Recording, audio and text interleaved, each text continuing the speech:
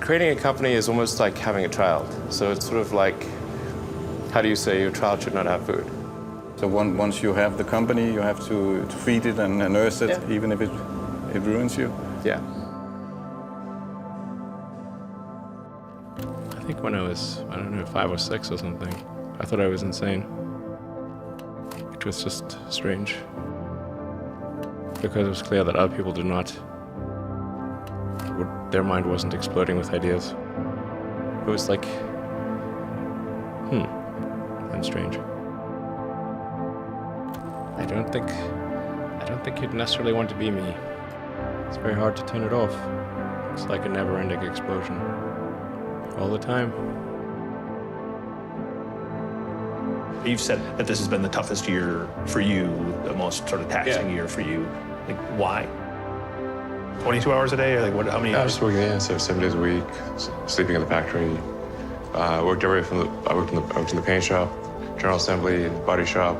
You ever worry about yourself imploding? Like it's just too much? Absolutely. No one should put this many hours into work. This is not good. And people should not work this hard. They should not do this. It's very painful. Painful in what sense?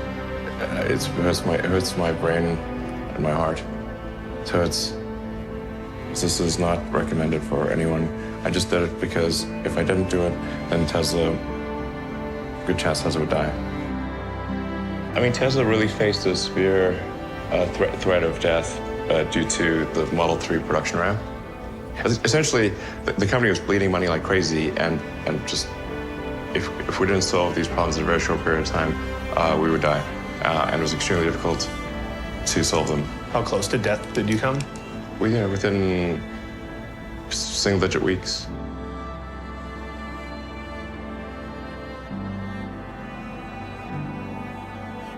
I mean, when we started Tesla, I thought maybe our chance of success was 10%. Well, I mean, I can tell you my original plan was, I thought, okay, I had like $180 million from my portion of the sale of PayPal. And I thought, if I invest half of that in creating these companies, then I still have the other half to be fine. Yeah. But of course, that's not how it worked out. We used up all you invested 100 million, then still needed more money. And then there was the big recession of 2008 and 9.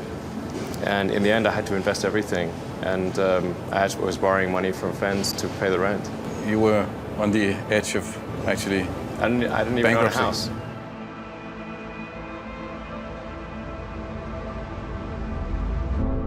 I didn't think it would be easy. Like I said, I thought they would probably fail.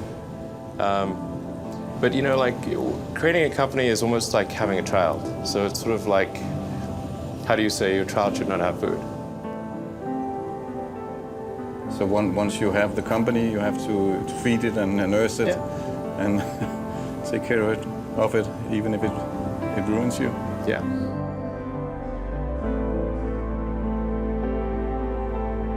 But I suppose there were some tough times in 2008, end of 2008. How did you get through that period of crisis?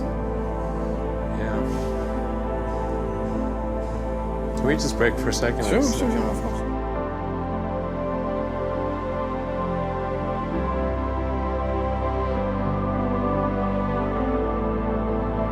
I think that probably they shouldn't want to be You? I think it sounds better than it is. Not as much fun being me as you'd think. There's definitely, it could be worse for sure, but it's, I'm not sure I want to be me. It has actually been a very difficult journey, I have to say. My priority right now is to try to add some more management bench strength to Tesla in particular, so that I can take a vacation. In the last 12 years, I've only tried to take a week off twice. The first time I took a week off, the Orbital Sciences rocket exploded and Richard Branson's rocket exploded in that same week. Second time I took a week off, my rocket exploded. The lesson here is don't take a week off. Well, when my brother and I were starting our first company, instead of getting an apartment, we just rented a small office and we slept on the couch. And we showered at the YMCA, and we're so hot up we had just one computer. So the website was up during the day, and I was coding at night, 7 days a week, all the time. And I sort of briefly had a girlfriend in that period, and in order to be with me, she had to sleep in the office. So work hard, like I mean, every waking hour. That's the thing I would say particularly if you're starting a company. Trying to build a company and have it succeed is like eating glass and staring into the abyss. I mean, what tends to happen is it's sort of quite exciting for the first several months of starting a company, and then reality sets in. Things don't go as well as planned. Customers aren't signing up. The technology or the product isn't working as well as you thought. And then that can sometimes be compounded by a recession, and it can be very, very painful for several years. When you had that third failure in a row, did you think, I need to pack this in? Never. Why not? I don't ever give up. I mean, I'd have to be dead or completely incapacitated. You know, there are American heroes who don't like this idea. Neil Armstrong, Gene Cernan have both testified against commercial spaceflight in the way that you're developing it, and I wonder what you think of that. I was very sad to see that because those guys are, those guys are heroes of mine, so it's really tough. You know, I wish they would come and visit and see the hardware that we're doing here. And I think that would change their mind. They inspired you to do this, didn't they? Yes. And to see them casting stones in your direction. It's difficult. Did you expect them to cheer you on? Certainly hoping they would.